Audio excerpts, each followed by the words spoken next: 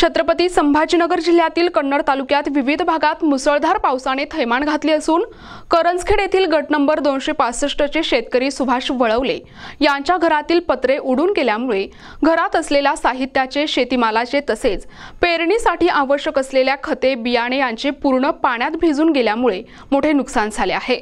तसेच पिशोर येथील भिलदरी शाफियाबाद गावात काल सायंकाळी मुसळधार पावसामुळे शेतीत सगळीकडे पाण्याचे तळे साचले।